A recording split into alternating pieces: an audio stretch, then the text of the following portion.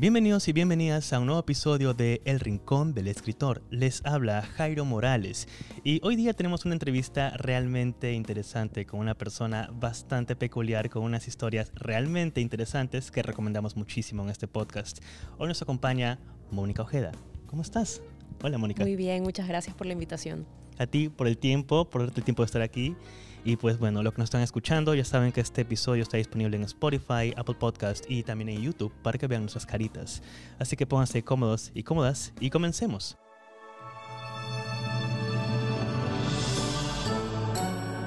Mónica, ¿qué nos puedes contar con respecto a cómo es el día de una escritora como Mónica Ojeda actualmente? ¿Cuál es tu día a día desde que eres ya una bestseller, estás aquí con tus libros? ¿Qué nos puedes contar? Ay, ojalá ser una bestseller y vivir solamente de las ventas de mis libros.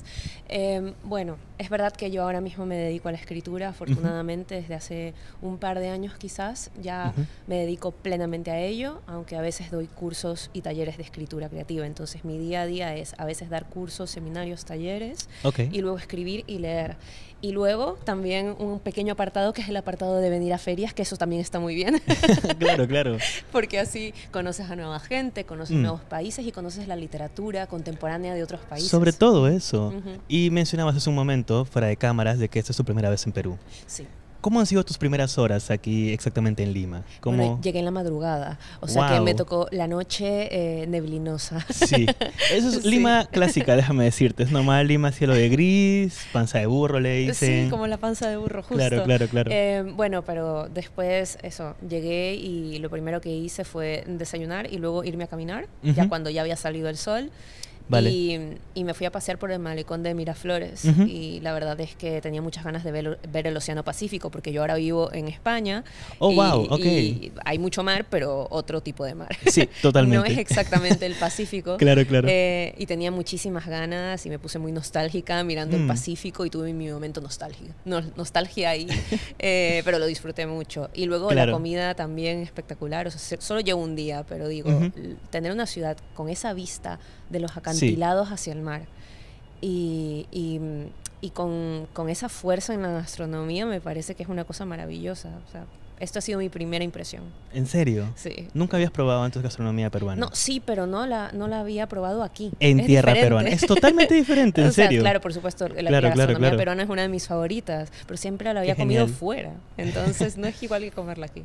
No, definitivamente. Y bueno, lo que mencionas de, claro, tener todo un paisaje como la Costa Verde es bastante romántico inclusive. Sí, son acantilados florecidos además, ¿no? Como que de repente salen plantas y flores, no sé cómo se llama esta flor que es como lila.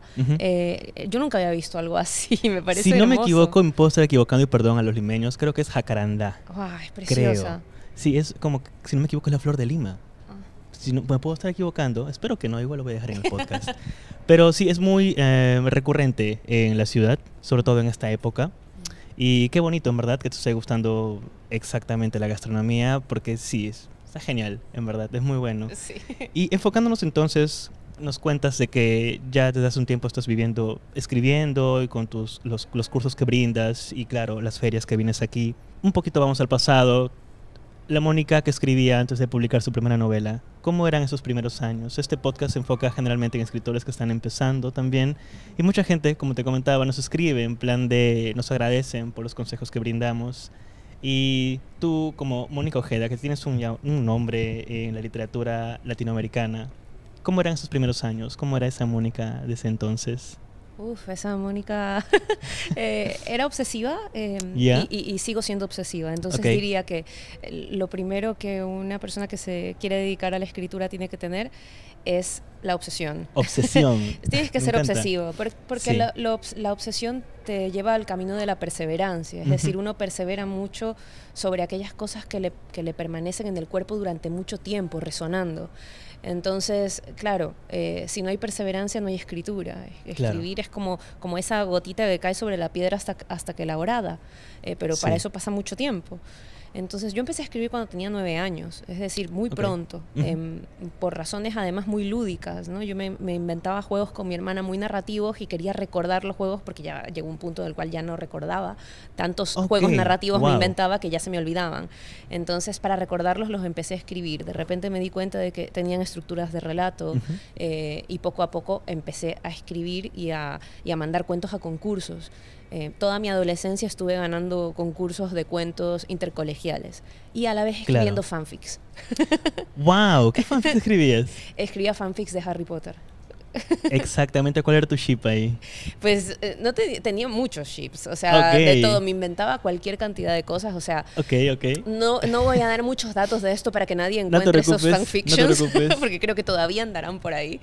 Esto es una novedad para mí, te juro. Pues sí, es que lo que te decía, yo siempre he adorado escribir. Claro. Pero estaba dividida mi vida, ahora ya no, pero en ese entonces, cuando era adolescente, mi vida entre la escritura que yo consideraba que era la escritura más difícil, de hecho, bueno, era la más difícil, era la que me costaba, y luego la escritura por diversión. Y para mí los fanfics eran escritura por diversión.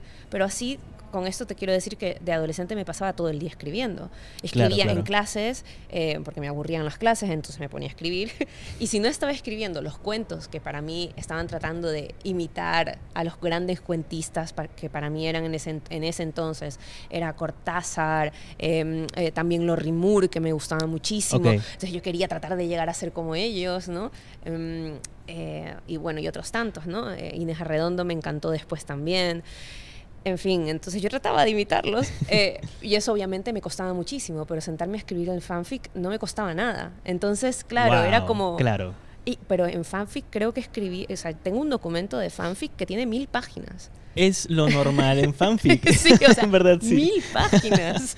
Wow, qué tremendo. Impresionante. Y obviamente en el fanfic fuiste puliéndote tú como autora, tu estilo, fuiste aprendiendo, porque al no haber reglas, te las inventas, ¿no? Es como que...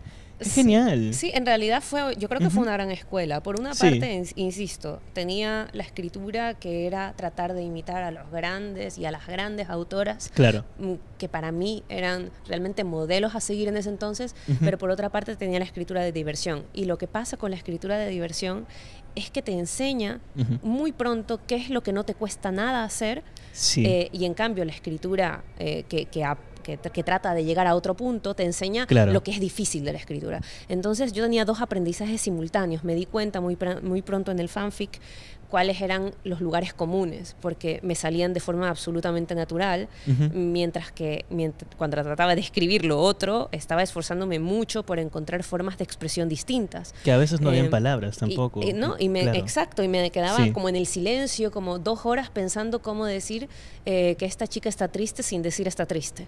Y en cambio en el fanfic, está triste. ¿No? Lágrimas resbalaron por su rostro.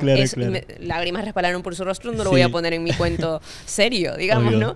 Sí. Pero sí que fue un aprendizaje como muy vital de adolescente, ¿no? Y yo creo que me ayudó mucho a moldear también mi relación con el lenguaje. Genial. ¿Y tú dirías que es mucho más necesario siempre considerar que una vez que estás escribiendo, digamos, la literatura fácil, llamámoslo así, ¿no? El fanfic, digamos, ¿es necesario pasarse siempre a la parte de la literatura donde es difícil, donde uno se obliga a tratar de avanzar siempre, o cómo lo ves tú? Yo creo que nada es necesario. Y a la vez todo lo es, ¿no? Depende de los deseos propios. Claro. Yo es que tenía una necesidad por una búsqueda con el lenguaje que no fuera el lenguaje que me ha sido dado. El fanfic trabaja mucho con estructuras ya dadas. Es como escribir un capítulo de una serie de esos que tienen cliffhangers, que tienen un manejo de la atención muy esperable. No estás buscando crear una nueva lengua, sino hablar desde la lengua, además con lugares comunes que todo el mundo ya reconoce.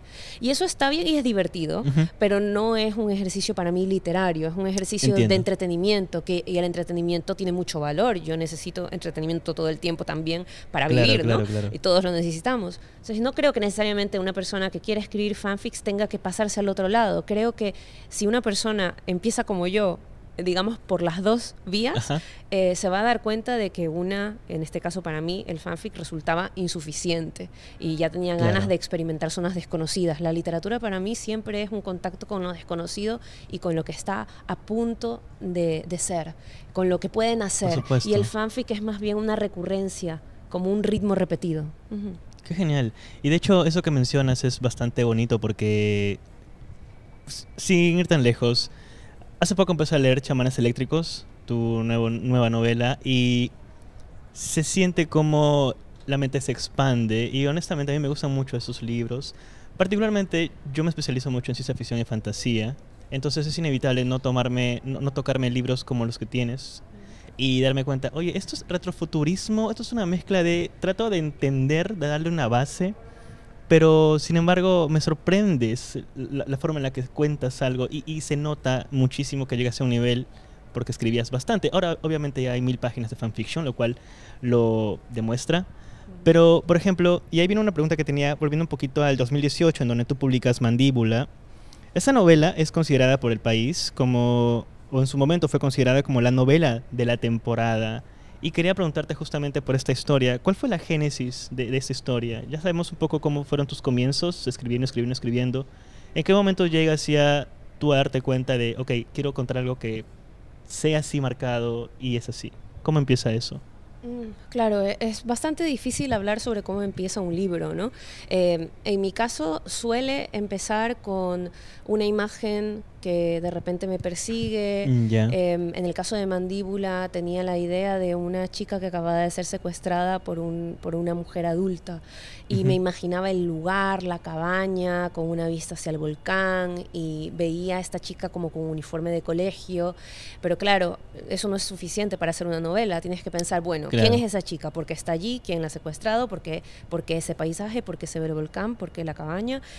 Hay muchas preguntas que se abren con una imagen. Entonces, yo creo que la escritura de un libro a mí me viene a veces por una imagen que abre un camino de preguntas que empiezo a ensayar mientras escribo. Oh, wow, ok. Ajá, entonces, empiezo a armar sobre la marcha. Entonces, cuando empecé a escribir Mandíbula, tenía esta imagen, pero de repente me di cuenta, esto es una historia muy femenina, porque aquí no hay ningún hombre, es como bastante aislado, solo veo a una chica y a una mujer adulta, esta simetría de la edad, ¿a qué me recuerda? Madre e hija, profesora, alumna, lo femenino que está como medio en la tiniebla, medio en la naturaleza, pero a la vez en la casa. Claro. El secuestro es algo como muy claustrofóbico. Y todo eso me vino a dinamitar una imaginación que tiene que ver con lo femenino monstruoso, que tiene que ver con la maternidad, que tiene que ver con el deseo entre mujeres, que a veces puede ser bastante oscuro, precisamente porque se lo ha metido socialmente en un lugar monstruoso. Y eso me inclinó hacia la literatura de terror en ese momento, y por eso Mandíbula tiene un imaginario de películas de terror, de cine de terror, de creepypastas, porque creo que el género de terror es un género que investiga mucho las pasiones, mucho los deseos, porque es algo que nos da terror y nos da vergüenza. A veces tenemos muchos deseos y hay algunos que los hacemos públicos, pero hay muchos deseos que son tan ocultos, incluso para nosotros mismos, que los terminamos expulsando en forma de monstruos. Claro. Y esta forma de verlo, en plan de los terrores ocultos que tenemos, ¿eso surgió mientras ibas escribiendo la historia o era algo que intrínsecamente estaba ahí y simplemente fue plasmándose? ¿Cómo funcionó eso? Sí, o sea, la escritura tiene mucho oficio, ¿no? Cuando tú empiezas a escribir, cuando tienes el primer borrador, en mi caso, es solamente un estadio intermedio de la escritura, porque el primer borrador sufre muchísimos cambios. Pero es verdad que en ese primer estado de la escritura, en el que estoy escribiendo el primer borrador, todavía todo está por hacerse y nada está decidido. No soy una escritora de tener esquemas que luego paso directamente a la escritura de la novela. Pruebo, me gusta como cuando vas a una fiesta y te pones a bailar. Muy y de te brújula, inventas, entonces. Sí, muy, ahí digamos, de brújula, sí. Pero luego sí hay una parte, insisto, una parte muy oficiosa. Pero viene después del primer borrador. En el primer borrador pruebo. A veces me voy por un camino, retrocedo, digo, no me está funcionando por aquí. Por ejemplo, con Mandíbula, yo avancé la novela novela hasta la mitad sin saber muy bien por qué estaba secuestrada la protagonista. Wow, No sabía por qué estaba secuestrada. Sabía que Ya. tenía estas amigas, sabía que tenía una relación como retorcida con otra de sus amigas, pero por qué la profesora le ha secuestrado todavía no lo sabía en la mitad de la novela. Y fue más adelante que tomé la decisión, está secuestrada porque es una venganza de su amiga, etcétera, etcétera. Claro. Pero eso lo decidí mucho después. Y luego cuando terminé el primer borrador, cuando ya tuve el primer borrador, lo releí y me di cuenta, vale, tengo la historia, ya tengo todo, pero le falta cuerpo, le falta músculo aquí, un poquito más de texto acá. Y entonces me puse a escribir el segundo borrador. Y luego el tercero. Y así, ¿no? Entonces sí hay una parte mucho más instintiva inicial en donde estás jugando, es un poco lúdica, pruebas muchas cosas, a ver qué te sale, te quedas con lo que te ha salido mejor. Claro. Y luego viene la parte disciplinada, de ponerle mucha técnica, mucho oficio, mucha reescritura para que el artefacto funcione. Qué genial. ¿Y cuánto tiempo te tomó escribir ese primer borrador? Que recuerdes. Mandíbula, el primer borrador me tomó unos 7 meses. Okay. Y luego, porque la novela la escribí en un año. Yeah. Entonces 7 meses el primer borrador y el resto de meses fue para el segundo borrador. Tuvo 2 borradores Mandíbula. Wow, Entonces ya con eso ya terminé la novela y ya se la entregué a mis editores. Pero sí, yo le he escuchado mucho a Selva Almada, que es una autora que también me gusta mucho, argentina, mucho decir que para ella también la escritura es un ejercicio de ir probando sobre la marcha qué cosas van saliendo, y una vez cuando tienes un material que todavía está en crudo, pero que ha venido de ese juego de permitirte probar cosas, ya ahí ese material lo empiezas a moldear. Pero si eres muy rígido, o a algunas personas les funciona, pero si eres muy rígido de tener desde antes, de pe a pa, qué es lo que quieres hacer, no dejas que la escritura pueda ser un espacio de deslizamiento, simplemente se convierte en un mero instrumento para pasar a limpio lo que ya tenías planificado. Entonces hay un poco de aburrimiento allí, ¿no? Le quita un poco de diversión. De hecho, eso es lo que le pasa a muchos escritores de mapa, que tienen todo el esquema, digamos, y sienten que ya lo escribieron, y cuando tienen que escribir ya el borrador es como que se aburren y lo dejan ahí. Pasa muchísimo. Qué interesante realmente lo que mencionas. Y ahora enfocándonos nuevamente en Chamanes Eléctricos, debo decirte, la portada es increíble, el título me llamó muchísimo la atención. ¿Qué nos puedes contar un poco de esta novela para los que nos están escuchando? Pues mira, sí, la portada es maravillosa, creo que es una de mis portadas favoritas. Sí, es muy bonita. Bueno, es una novela que comienza con 2 amigas, Noa y Nicole, que solo se tienen la una a la otra, son muy jóvenes, acaban de cumplir 18 años. Y viven en una ciudad que está tomada por la violencia de las narcobandas, y deciden que para pasársela bien y escapar un poco de tanta muerte y tanta violencia, se van a ir a un festival de música experimental en las faldas del volcán Chimborazo en Ecuador. Un festival retrofuturista andino experimental, y lo hacen con ganas de poder recordar que son jóvenes y que quieren divertirse y olvidarse un poco de tanta muerte. Claro. Pero cuando suben la montaña se dan cuenta de varias cosas. Primero, que la música no es inofensiva, que la música realmente lo que hace es abrir el cuerpo a experiencias sensoriales muy intensas, y por lo tanto si tú acudes con dolor a la música te va a responder con dolor también. Y si acudes con miedo te va a responder con miedo. De hecho la novela empieza con una frase de Nietzsche que dice que el oído es el órgano del miedo. Sí. ¿No?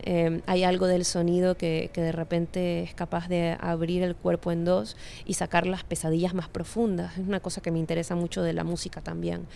Y también ahí arriba se dan cuenta de que una de ellas, Noa, no solamente va al festival a escuchar música, sino también a buscar al padre que la abandonó de niña. Entonces, al final creo que es una novela que va sobre la experiencia de la música en medio del dolor, del abandono y del miedo en cuerpos jóvenes, en personas que tienen a priori todo por delante. Sí, me gusta bastante. En las primeras páginas que estábamos leyendo de la historia, realmente, como ya lo dije, está muy bien escrito, en verdad. O sea, me gusta muchísimo. Yo siempre me enfoco en el hecho de cómo una historia empieza. La manera en la que abres mentes está genial, honestamente. Y con respecto a la música, lo que mencionas, todo lo que transmite, sí. Yo usualmente escucho música cuando quiero estar un poco triste, muy nostálgico, te juro. Es como que me pasa muchas veces. Pero entonces, hablando un poco más sobre el hecho de tú como escritora, ¿Qué recomendaciones tú le puedes dar a las personas que están intentando escribir o que están considerando escribir? Porque yo creo, me he dado cuenta de que hay siempre una pequeña barrera a la cual no mucha gente cruza, que es ese primer borrador. Y a veces acaban el primer borrador, pero se rehúsan a editar o a entender que la reedición es en donde uno escribe al final. Entonces, ¿qué nos puedes hablar de eso como un consejo para los que nos escuchan? Pues tengo muchos consejos. Voy a empezar. El primero, claro, porque además está incitado por lo que acabas de decir.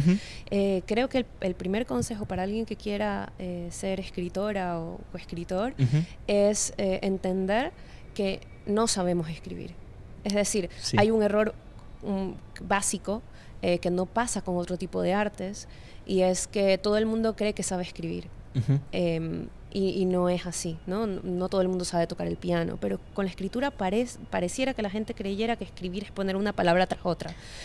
Pasa seguido, sí. Y no es eso. Es muy poca la gente que realmente sabe escribir. Quiero decir, escribir literariamente no es lo mismo que escribir para cualquier otra cosa. Claro. La escritura que tenemos relacionado con nuestra vida diaria es una escritura instrumental.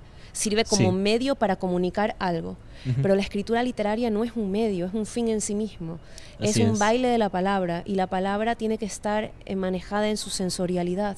Entonces, para poder desarrollar esa relación con el lenguaje y convertirte en una escritora o en un escritor, tienes que pasar muchas horas nalga, horas sentado, escribiendo hasta que escuches y tengas una relación sensible con el lenguaje. Y eso es lo primero de todo. Si no tienes una relación sensible con el lenguaje, para mí no eres necesariamente un escritor o una escritora literaria. Puedes escribir, pero no es igual que hacer literatura. Entonces ese sería el primer consejo. Realmente ser conscientes de que no sabemos escribir, de que estamos aprendiendo todos los días. Y que hay una relación con el lenguaje que está en medio de un desarrollo constante. Segundo consejo, es una obviedad, obviamente, leer muchísimo, pero leer no de cualquier manera, y esto es importante.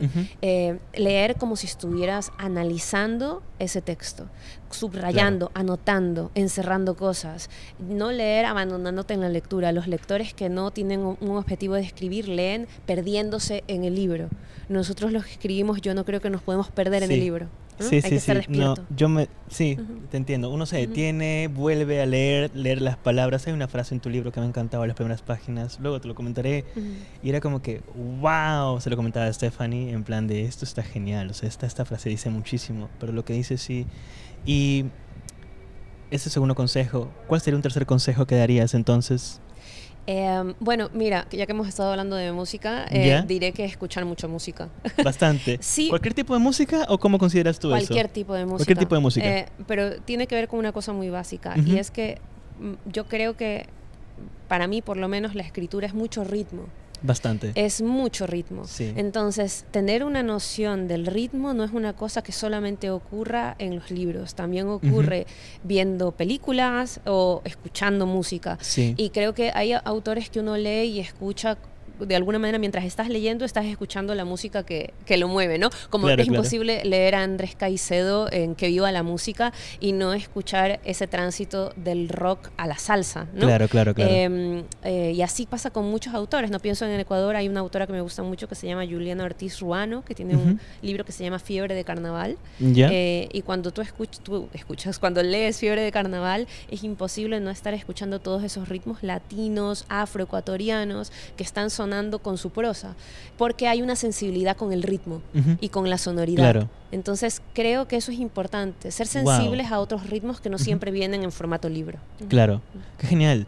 Con respecto a eso, pues se me viene a la mente rápidamente Jack Kerouac con su jazz. O sea, sí, era muy así el bebop y toda la forma en la que escribía. Sí. Qué genial. Y ahora hablemos un poquito más sobre, ya para terminar, ¿cómo ves tú actualmente el panorama de las mujeres escritoras en Latinoamérica? ¿Cómo has visto toda esta evolución? Y tú eres parte de esta evolución. ¿Cómo lo ves? Pues la veo muy fuerte. El movimiento lo encuentro bastante nutrido, variado, diverso, que es lo que me parece lo más importante, ¿no? Claro. Creo que es un cambio de recepción lectora lo que estamos viviendo. O sea que más que poner el ojo en las escritoras, que también hay que ponerlo, pero no solamente allí, hay que poner el ojo también en las lectoras. Es decir, estamos en una época en donde ya las lectoras y los lectores en general tienen mucho menos recelo a acercarse a la obra de una mujer. No pasaba eso hace 20 años atrás. O sea, cuando yo estudié en la universidad, recuerdo muy bien que todavía mi biblioteca era eminentemente masculina. En la universidad donde estudié también, el corpus bibliográfico era sobre todo escrito por hombres. Entonces creo que vivimos una época en donde los lectores han cambiado esa visión y empiezan a acercarse a obras escritas por mujeres. Ese cambio de recepción ha dado la posibilidad de que las literaturas escritas por mujeres en Latinoamérica estén vivas, porque no nos engañemos, la escritura está atravesada por el tema de la precariedad, por un montón de cosas. Y ¿qué es lo que ha hecho que la literatura escrita por hombres en Latinoamérica haya fructificado durante tanto tiempo? Pues que ha tenido lectores. ¿Qué es lo que está haciendo que nuestra literatura ahora esté viva? Claro. Que ha tenido lectores. Está genial realmente. Como te comentaba, en el podcast siempre estamos recomendando libros escritos por mujeres, porque yo particularmente siento que aprendo mucho más de la vida y de la sensibilidad de las cosas. A mí me criaron mujeres, me crió mi madre, mi abuela, mis primas, mis tías. Entonces creo que también por ese lado la forma de ver las cosas es muy diferente, y leer historias como la que escriben tú y muchas otras autoras latinoamericanas es realmente fascinante. Te soy bien honesto, es muy sorprendente darme cuenta de que wow, se puede escribir sobre esto, y es bonito, honestamente. Sí, sobre todo que creo que son como historias que no estaban tan contadas, o que no estaban apareciendo porque no había esa otra parte de la historia. Y creo que por eso es que es algo que nos interesa porque queremos conocer el mundo en toda su complejidad, en toda su variación, y entonces creo que ahora mismo vivimos en un punto en el cual estamos volcándonos a estas historias para conocer otras perspectivas de la experiencia del cuerpo, de la violencia, del deseo. Nos ensancha la mirada sobre el mundo, nos engrandece también a nivel cognitivo, ¿no? Sí, sobre todo eso. Y ya para finalizar, en el podcast a las invitadas e invitados siempre les pedimos que nos recomienden una película o serie, un libro y una canción. ¿Qué nos recomienda Mónica Ojeda en este episodio del podcast? Pues, a ver, es una recomendación antigua, la de la serie, pero me apetece mucho contar que estoy viendo por primera vez True Blood. ¡Oh, wow! ¿En serio? Sí, estoy viendo True Blood. Y un poco en la misma línea del fanfiction, tenía muchos prejuicios con True Blood, en el sentido de que pensé, va a ser como Crepúsculo, a mí nunca me gustó Crepúsculo, como una cosa va a ser muy romanticona, tal, pero lo empecé a ver y estoy muy enganchada porque es una serie muy divertida sobre vampiros rednecks, ¿no? Como el mundo sureño, es como un gótico sureño, vampírico, en realidad en general de todos los monstruos, porque aparecen muchísimos monstruos en esa serie. Y creo que maneja mucho el erotismo del monstruo, que es algo que me está interesando últimamente, y también el humor. Entonces no se toman en serio, lo cual también desolemniza un poco la línea de Crepúsculo, que es algo que no me gusta. Por eso duró mucho esa serie, déjame decirte. Es chistosa, ¿no? Claro, totalmente. Entonces, bueno, la estoy disfrutando mucho. Un poco de revival de True Blood. Yo, como siempre, viendo las cosas tarde. Y luego me dijiste una canción, ¿y qué más? Sí, y un libro. Y un libro, vale. La canción, mira, voy a recomendar Bright Horses de Nick Cave. Soy muy fan de Nick Cave. De hecho, ¿en serio? Lo voy a ir a ver en Madrid. Ahora va a tener un concierto en octubre. Estoy muy emocionada. Pretendo sobrevivir solamente hasta el concierto de Nick Cave y luego otra vez meterme en mi sarcófago literario. Y un libro, pues mira, también voy a hacer un revival. Me acabo de terminar Río de las Congojas de Libertad de Mitrópolis. Es una autora argentina que realmente es bastante desconocida por fuera de Argentina, de principios del siglo XX. Y esta novela pertenece como una especie de tríptico argentino que estaría compuesta por Sama y por El Entenado, ¿no? Entonces, en realidad es una novela hermosa, ¿no? Sobre una mujer, bueno, sobre muchas cosas, pero hay una mujer que se disfraza de hombre en la época colonial, de fundacional de los estados en Latinoamérica. ¡Wow, qué curioso! En ese sentido se emparenta con Las Niñas del Naranjel de Gabriela Cabezón Cámara. Me parece que es un libro muy hermoso. ¡Qué bonito! ¡Qué genial! Muchas gracias por tus recomendaciones. Y eso sería todo en este episodio del podcast. Déjanos en los comentarios de YouTube qué te ha parecido. Puedes escucharlo en Spotify y Apple Podcast. Y pues eso sería todo en este episodio del podcast. Yo soy Jairo Morales y nos vemos en el siguiente episodio. Hasta la próxima, nerds.